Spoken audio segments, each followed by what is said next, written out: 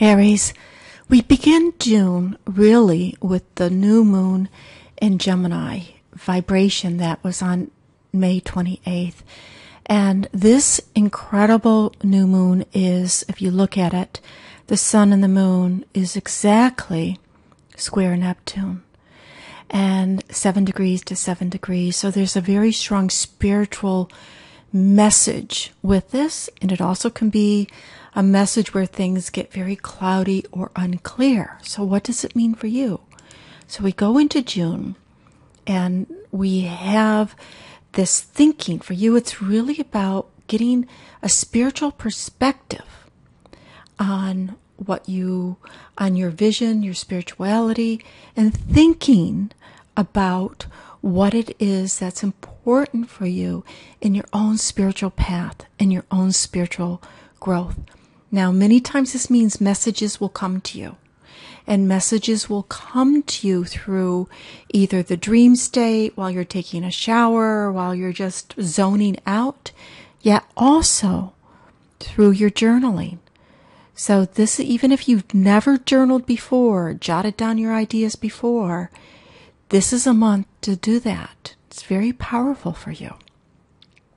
Mercury will be going retrograde on June 7th, Cancer going back into Gemini. So you're going into reaching into this feeling essence. What do I feel about how I think? How do I think about how I feel? There's a juxtaposition, and it can go back and forth for you. Go deep into that element of, are my feelings impacting my thoughts? Are my thoughts impacting my feelings? Especially when it has anything to do of situations that are happening in your home or in your personal family life. And then just 2 days later, Neptune is moving retrograde on June 9th. It's a very powerful station, a retrograde or a direct day. It's a very powerful time. So this Neptune retrograde is, what do you want to tap into that has to do with creativity, that has to do with the higher side of Neptune, which connects with compassion, which connects with being able to reach to what I call the other side, being able to understand or feel or know things that you can't put your finger on, but you just sense it. There's a sensitivity about that. And the day that Neptune goes retrograde, the moon is in Scorpio, which is amplifying this deep vibration. Venus has gone into Taurus, and Venus moving through Taurus, it's suggesting that this can be a month for you, at least the beginning, the first 20-some days of the month, can be a sense of accumulating things that you want. And it's basically going out and buying something that you feel, I just need to have this. This is what's important to me. The full moon in Sagittarius is, Sagittarius obviously is a fire sign. You're a fire sign. So that's very inspiring to you. But how is it going to impact you? It's impacting you between understanding your thoughts and your beliefs. And there can be, it's there with Mercury retrograde, this juxtaposition between, do my thoughts impact my feelings? Do my feelings impact my thoughts? And of course the answer is yes, but how so?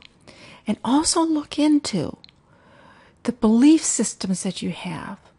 Just because you believe it doesn't mean that it's functioning for you, that it's healthy in a way that forwards your intention of what you want to create. Do you believe that if something is meant to be, that it will just happen? And you could believe that, but does it look in your past, Mercury in your 4th house in Cancer, look in your past and see as that belief fell into place for you before, because this is a time where it's suggesting you can rethink or retweak some things that you may take as truth, take as this is the way it's supposed to be, in order to create. Because remember, you're on this major journey with Uranus in your sign for a few more years here, and this is big change for you.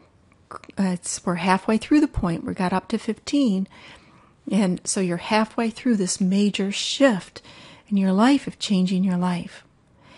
When the sun enters Cancer on June 21st, now we're shifting. We're beginning to shift into July in a way, because we have another 9 days in June, but the energy going into Cancer, and this energy of looking into how is it that we feel, what makes us feel comfortable, what makes us feel safe. But look at these days when the sun goes into Cancer. Where's the moon? It's over here in your sign, in Aries.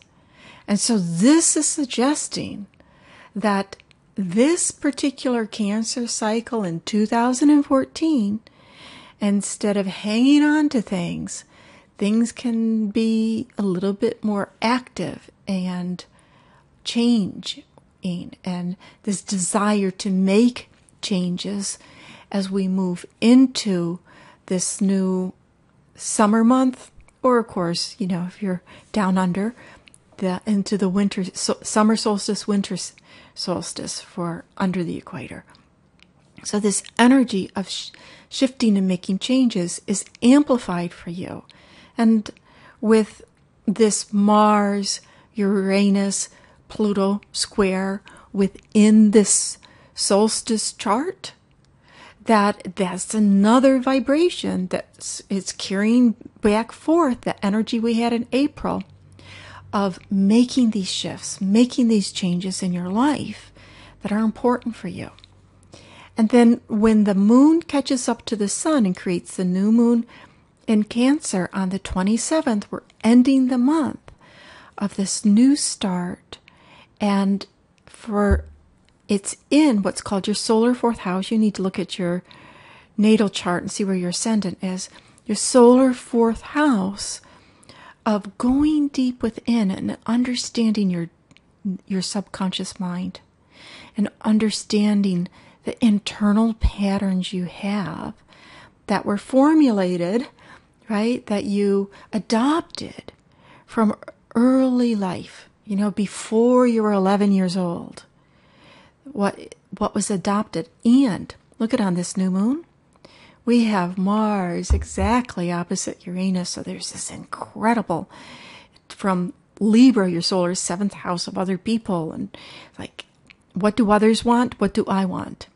Right? And what makes me feel comfortable? And of course, Venus has now shifted into Gemini, helping bring to fruition whatever you thought about that you wanted to learn, that you wanted to bring more into your spirituality. So it's bringing over the energy from the very beginning of the month, helping the energy from the beginning of the month.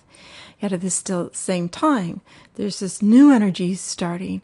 This is what really makes me feel that I am at peace with myself and in my own skin, and I'm living my authentic life, and I'm not compromising or in a power struggle with others or what others think or want me to be because it fits their world. So really enjoy this month. And we have Chiron going retrograde this month. Healing for you. It's very strong about healing and this sense of embodiment of spiritual wisdom that can come. It's not in your face, but it's through meditation and being quiet. You will get incredible answers and insight to forward your path.